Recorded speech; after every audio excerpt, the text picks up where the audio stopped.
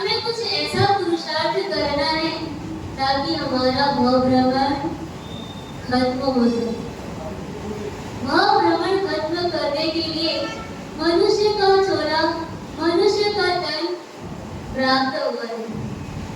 मनुष्य का तन प्राप्त होने के साथ उसमें उसके अंदर रही हुई आत्मा में अनंत अनंत शक्ति है जो भव भ्रमण को टाल सकती है। जैसे कोई फूल हो, फूल से ठीक लोग आकर्षित नहीं हो जाते, उसकी सुवास, उसकी सुगंध से लोग आकर्षित होते हैं। यानी कहते हैं कि फूल का महकना ही पर्याप्त नहीं होता, फूल के साथ उसकी सुवास भी आवश्यक होती है। वैसे ही मनुष्य का जन्म प्राप्त हुआ है, उसके लिए क्या आवश्यक है? संयम जीवन आवश्यक है। अनंत अनंत गुण हमारे अंदर है, उस गुण को पहचानने के लिए कहते हैं कि इस दुनिया में कोई भी एक ऐसी वस्तु नहीं जो जितना ऊपर उड़ सके वो उतना ही नीचे भी जा सके। आपने देखा कभी? आपने कोई ऐसी वस्तु देखी, आपने ऐसी कोई वाहन देखा कि वो जितना ऊपर उड़ता है वो उतना ही नीचे भी जाता है? क्या देखा? एक ही वाहन वो जितना ऊपर उड़ता है उतना ही ऊपर नीचे जाता है। फ्लाइट को देखो, वो जितना ऊपर उड़ता है उतना नीचे जाता है, वो नहीं जा सकता। हवाई जहाज है वो ऊपर उड़ सकता है पर नीचे नहीं जा सकता। एक पनडुब्बी यानी पानी में तैरने वाली चीज, वो पानी के अंदर गहराई में जा सकता है पर ऊपर उड़ नहीं सकता।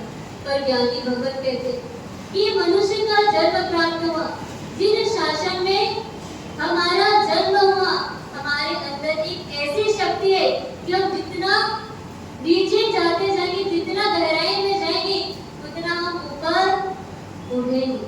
यानी हमारा जन्म जिस शासन में प्राप्त, जिस शासन में हुआ, तो हमें अध्यात्म का पाठ पढ़ाया जाता है। अध्यात्म यानी क्या? यानी आत्मा के अनंत गुणों की जानकारी दी जाती है ताकि आप उसको जानो, पहचानो और जीवन से आप पार हो सकते हो।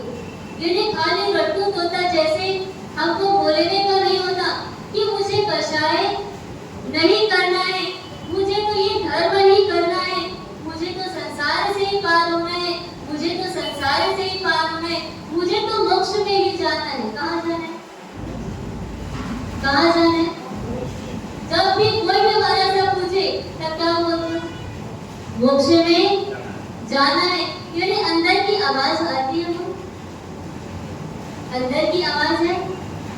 अभी क्या हम तोता पाठ जैसे कि महाराज ने उस दिन बोला था कि बिल्ली आए तो उड़ जाना।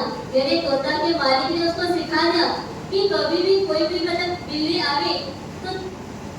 आवे तो उड़ जाना। वो रट्टू तोता जैसे रट लिया कि बिल्ली आए तो उड़ जाना। बिल्ली सामने दिख रही है, बिल्ली पिंजरे के नजदीक भी आ रही है, तो भी क्या बोल रहे हो? बिल्ली आए तो उड़ जाना, पर उड़ी क्या? नहीं। वैसे हमारा जीवन है ना कि अनंत ज्ञानी भगत बार बार कहते हैं कि मनुष्य जन्म लेने के लिए मिला है, आपको कहाँ जाना है? मोक्ष में जाना है। और हम भी क्या बोलते हैं? हमारा मोक्ष में जाना है, मोक्ष में ही जाना है। अंतिम लक्ष्य तो क्या है? मोक्ष में जाना है। पर जहाँ पे त्याग संयम की बात आती है, वहाँ पे क्या हो जाते हैं? हाँ, वहाँ पे हम जीरो हो जाते हैं। पर ज्ञानी भगत कहते हैं कि इस मनुष्य जन्म में आप जितनी गहराई में नीचे उतरोगे उतनी ऊपर, उतना ही ऊपर आप उड़ पाओगे। एक बार एक तोता अपने मालिक को कहता है कि आपके गांव में संत महात्मा पधारे हुए हैं और आपने बोला है कि संत महात्मा जो होते हैं वो सबकी समस्या का समाधान करते हैं, तो मेरी भी एक समस्या है, उसका समाधान पूछ करके आना। वो तोता कहता है कि यहाँ से तुझे मुक्ति कैसे मिलेगी आपको संत से पूछकर आना। वो सेठ जी कहते मैं जाऊंगा तो जरूर से पूछूंगा। वो संत के पास जाते, संत सबकी समस्या का समाधान करे। सेठ उसी समय कहते हैं कि गुरु भगवान मेरी भी एक समस्या है।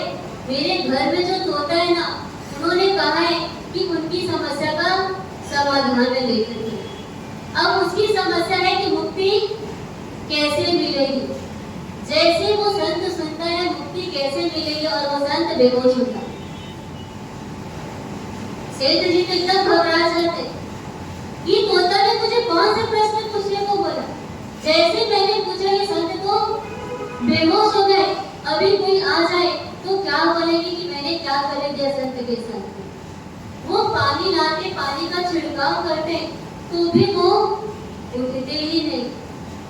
वो डर के कारण भय से वो तुरंत वहां से बाहर निकलते हैं और वो जाकर तोता को कहते हैं कि तूने मुझसे कौन सी समस्या का समाधान किया।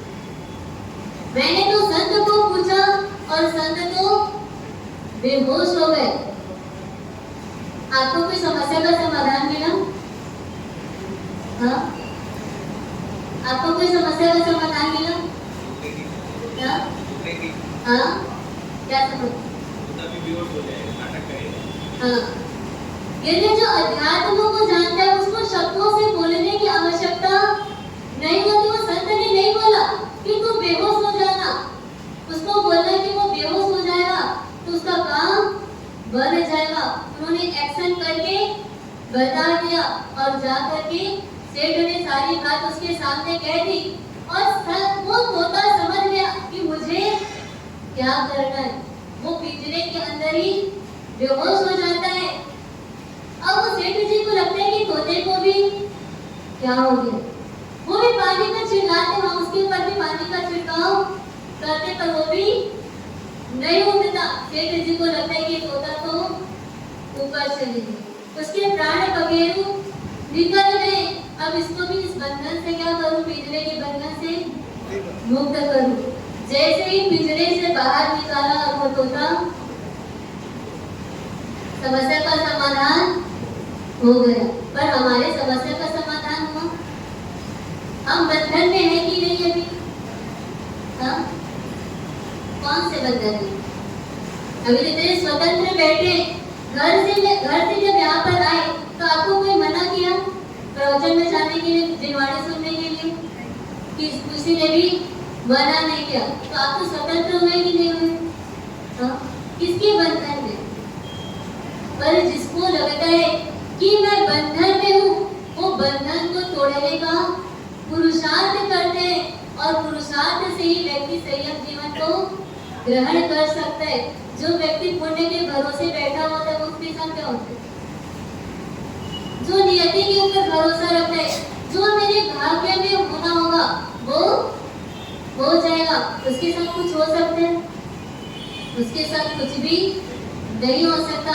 यानी भगवान कहते हैं कि ऐसा अमूल्य मानव जीवन श्रेष्ठ की प्राप्ति होने के साथ, उत्तम जीवन प्राप्त होने के साथ उसकी कीमत हमको समझ में न आवे तो ये जीवन क्या है? व्यर्थ है। इसकी श्रेष्ठता को जानने के लिए, इसकी उत्तमता को जानने के लिए ज्ञानी भगवान कहते हैं कि जितने आप गहराई में जाओगे, जितना आप खुदाई करोगे, उतनी आपकी श्रेष्ठता का ज्ञान होगा। कहते हैं कि श्रेष्ठता की मूल्यांकन करना हो तो कहाँ जाना पड़ता है? जैसे डायमंड हो, है ना? डायमंड प्राप्त करना हो तो क्या करना पड़ता है? खुदाई करनी पड़ती है। पर मिट्टी प्राप्त करना हो तो वो सहज रूप से ऊपर में ही होता है, उसकी खुदाई करने की आवश्यकता नहीं पड़ती है। और डायमंड प्राप्त करना हो तो खुदाई की आवश्यकता होती है। जैसे पारस पत्थर, जब तक उसकी जानकारी नहीं होती, उसकी श्रेष्ठता का ज्ञान नहीं होता है, तब तक व्यक्ति क्या करते हैं उसके साथ? उसका उपयोग किसमें करते हैं? पहले के जमाने में जब मिक्सी नहीं था, जब पीसने का कोई साधन नहीं था, तब उस पत्थर से लोग क्या करते थे? चटनी पीसते थे। वो पारस पत्थर इतना कीमती पत्थर होने के बाद में भी जब उसकी उपयोगिता मालूम नहीं होने से उसका उपयोग किसमें करते हैं? चटनी पीसने में ही उसका उपयोग करते हैं। पर जब पता चल जाए ये तो पारस पत्थर है, जब लोहे का स्पर्श करे तो लोहा सोना बन जाता है, उसके बाद कोई चटनी पीसेगा? उसके बाद तो उसको खुले में रखेगा? उसको कोई खुले में नहीं रखेगा। तो सोचो कि आपको ये मनुष्य का जन्म प्राप्त हुआ है, कितना कीमती वाला मनुष्य जन्म प्राप्त हुआ है, उसका उपयोग हम किसमें कर रहे हैं? कभी सोचा, कभी चिंतन मनन किया कि मनुष्य जीवन का मैं क्या कर रहा हूँ? सदुपयोग कर रहा हूँ कि दुरुपयोग कर रहा हूँ?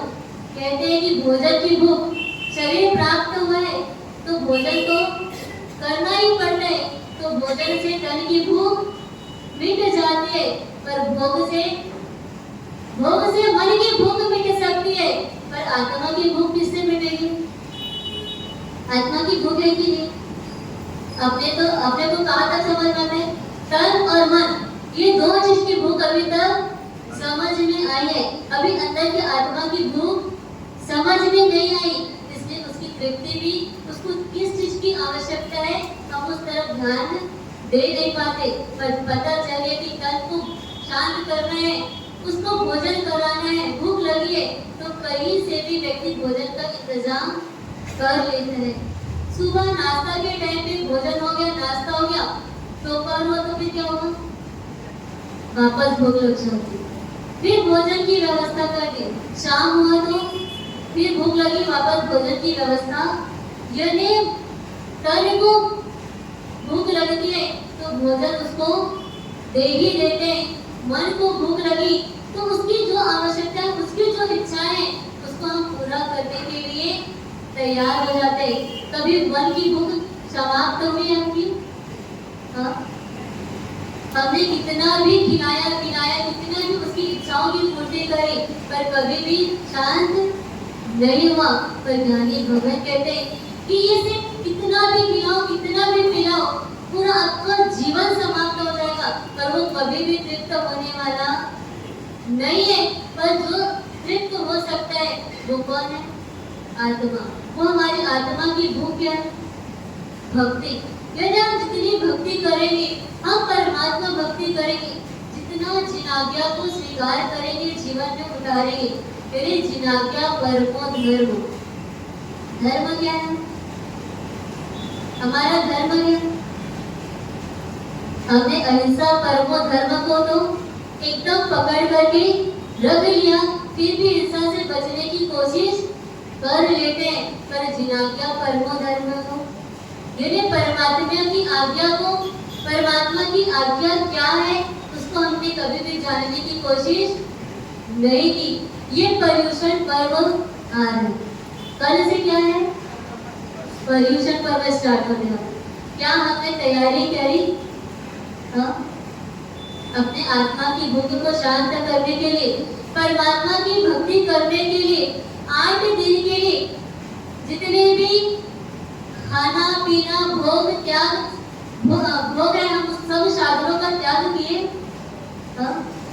कैसे करेंगे? आज तक तो क्या करेंगे? जितनी भूख लगी है उतना तो उसकी क्षुधा पूर्ति कर देंगे, पर कल से करने की क्या तैयारी करी हमने? ये मनुष्य जीवन मिला है, त्याग करने के लिए मिला है, भोग करने के लिए नहीं मिला है। जितना हम त्याग करेंगे उतना मोक्ष के नजदीक जाएंगे।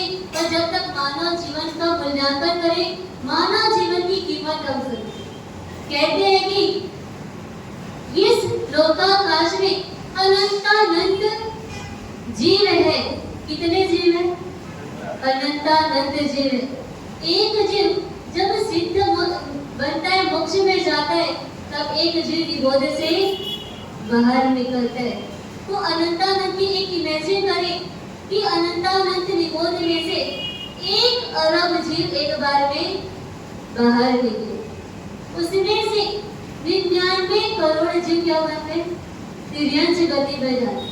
तिर्यंच की आकृति मिलती है उनको। बचे कितना? 1 अरब में से 99 करोड़ जीव तिर्यंच गति में जन्म लेते, बचे 1 करोड़। 1 करोड़ जीव में से 99 लाख जीव देव गति में जाते, बचे कितने उसमें से? 1 लाख जीव। हमारा सिलेक्शन कैसे कैसे हो रहा है आप ध्यान से सुनना। 1 लाख जीव बचे, 1 लाख जीव में से 99,000 जीव नरक गति में गए। कहाँ गए? नरक गति में। बचे कितना? 1,000 जीव। 1,000 जीव में से 990 जीव अनार्य देश में जन्म हुआ। बचे कितना? 10। 10 में भी 9 जीव तो अदर कास्ट यानी अन्य धर्मों को पालन करने वाले होते हैं। बचे कितना? 1 जीव। उसमें हमारा सिलेक्शन हुआ है। अब बताओ हमको अंदर की खुशी होती कि नहीं होती? 1 अरब जीव में से मेरा सिलेक्शन हुआ है। आपका बच्चा जब पढ़ाई करता है, सीए की पढ़ाई करे, इंजीनियर की पढ़ाई करे, जब वो 2000-5000 में से आपके बच्चे का सिलेक्शन होता है, आपके बच्चा जब टॉप में आता है, आपकी खुशी कैसे होती है? नॉर्मल। आनंद की खुशी को, अंदर की खुशी को आप व्यक्त भी नहीं कर पाते हो, इतनी अंदर की खुशी। सोचो कि आप अरब जीव निगोदे से बाहर निकला, उसमें से आपके एक का सिलेक्शन हुआ मनुष्य जन्म में। जैन धर्म मिला, उस जैन धर्म की उपयोगिता क्या है? ज्ञानी भगत कहते हैं कि इसको गंवाने के लिए, इस मनुष्य जीवन को वेस्ट करने के लिए मनुष्य का भाव, मनुष्य का चोला नहीं मिला है। हम जितना ज्यादा से ज्यादा त्याग धर्म की ओर जाएंगे उतना ही हमारा कल्याण होगा। ये मनुष्य जीवन की उपयोगिता हम पर्यूषण पर्व में जानने की कोशिश करेंगे। जितना हम अंदर की गहराई में उतरेंगे उतना ही हम ऊपर उड़ने की कोशिश करेंगे। आप भी गहराई में उतरने की कोशिश करना, हम भी करेंगे और एक दिन अवश्य वो मोक्ष मंजिल को, ऊपर की ऊंचाई को अवश्य प्राप्त करेंगे इन सुखों।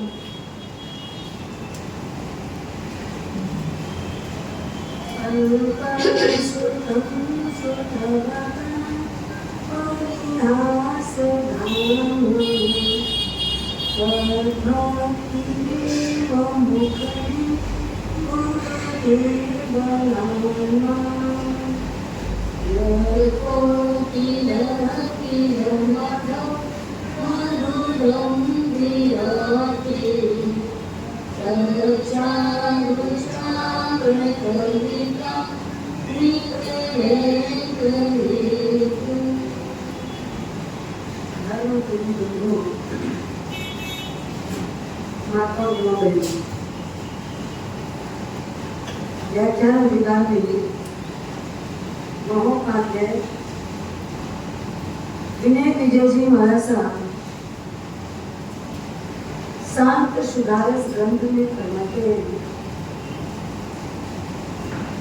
कि रे जीव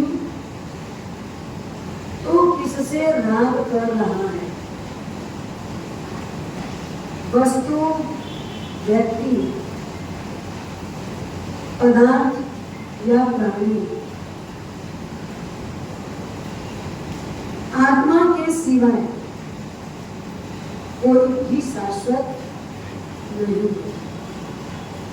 और जिस देह से, जिस शरीर से मुझे राग हो रहा है, कभी उसकी अशुचि के बारे में चिंतन किया? अशुचि भावना ये दर्शाती है बाहर से दिखने वाला शरीर कितना भी साफ सुथरा क्यों न हो, और वो अंदर से गंदा। मुझे ये बताना, एक महिला जिसका शरीर कोढ़ से ग्रसित है, जिसको कैंसर रोग हो गया है, जिसको हार्ट की बीमारी है, जिसका लीवर डैमेज हो चुका है, इतनी सारी कंडीशन से जो माताएं गुजर रही हो, उस माँ के सामने बेटा हो या अपना पति हो, वो लाकर 20,000 की साड़ी देवे, 20 लाख का हीरे का सेट देवे कि माँ आज पर्वाधीराज पर्युषण पर्व का दिन आया है, आप ये अच्छी वाली साड़ी पहनो, आप अच्छे वाले गहने पहनो, आपको अच्छा लगेगा। सच बताना, क्या उस माँ को अच्छा लगेगा? 20,000 की साड़ी है, 20 लाख का हीरे का गहना है, कोड़ रोग दब जाएगा, कैंसर उसका हट जाएगा, हार्ट की तकलीफ उसकी खत्म हो जाएगी, लीवर सब सुधर जाएगा, क्या होगा? मान लो कुछ भी नहीं होता तो भी पहन करके वो खुश हो सकती है, उसको दिल से खुशी मिलेगी, आत्मिक संतुष्टि मिलेगी। आज मुझे बहुत अच्छा लगा, बोलेगी वो माँ। क्यों? आपको तो उसी में आनंद मिलता है ना, आप तो उसी से खुश होना, उसी से खुश होगी। क्या चाहिए आपको? अच्छा कपड़ा चाहिए, अच्छा कहना चाहिए, अच्छा खाना चाहिए।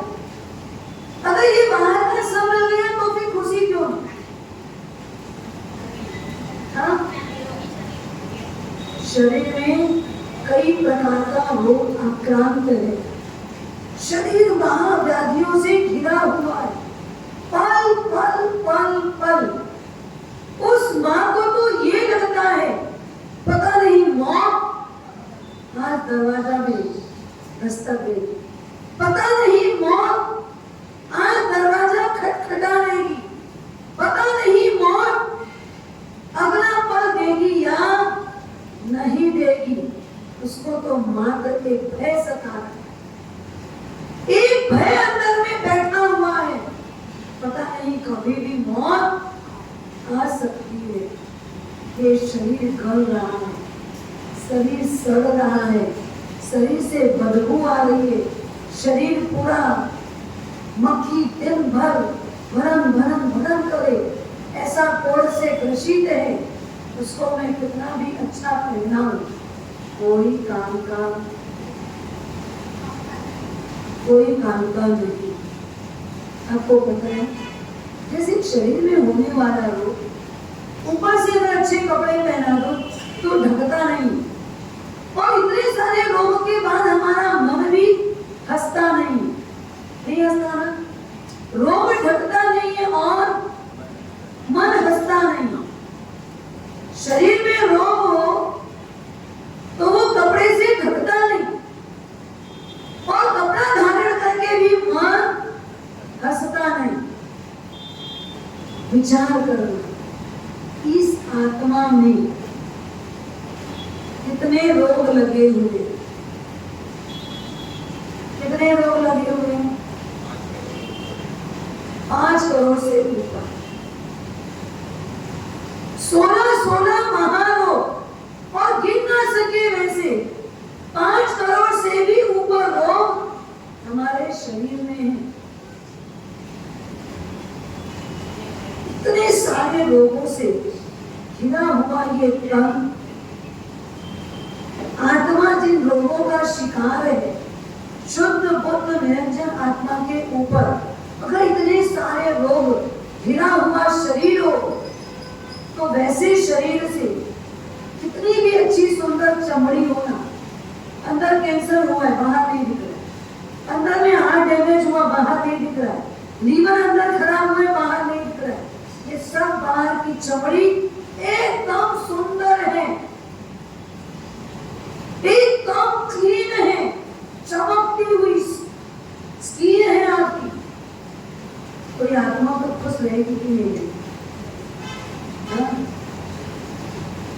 सबकी आत्मा खुश है कि नहीं? खुश है कि नहीं? क्यों नहीं है खुश? हाँ? मतलब ये शरीर जब तक है तब तक जीव तुझे संसार में मोह का चक्कर लगा हुआ है। कब ये मोह का चक्कर छूटेगा?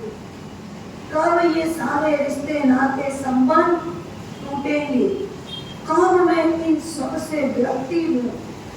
कब मैं मेरे अंदर वैराग्य पैदा करूं? कब मैं इन सब से अपने आप को संन्यास दे दूं? कब वो दिन आएगा? कब वो पल आएगी? कब वो समय आएगा जब मैं क्या करूं? जो जैसा है उसके वैसे स्वरूप को जानूं और जीने का काम करूं। तो जानना है, जानते तो सब जानते। अंदर क्या है? अंदर क्या है? गंदगी है। ये शरीर असुचि से भरा हुआ है, जिसको देख के हमको घृणा आती है, पर आत्मा को इससे ज्यादा असुचि कौन सी लगती है? कषाय, विषय, वासना। अंदर आत्मा में जो राग और द्वेष के मैल है, कषाय के जो कल्मश है, मिथ्यात्व की जो मलिनता है, उससे आत्मा ज्यादा परेशान, परवाधीन। पर्यूषण पर्व कब से चालू होगा? कल सुबह कितने बजे चालू होगा? कल सुबह कितने बजे परवाधीन राग चालू होगा? रात से चालू होगा।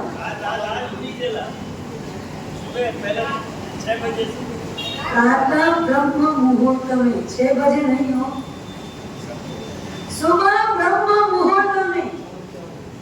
हाँ, सुबह ब्रह्म मुहूर्त से हमारा पर्वाधिराज पर्यूषण पर्व का ऐलान शुरू हो जाएगा।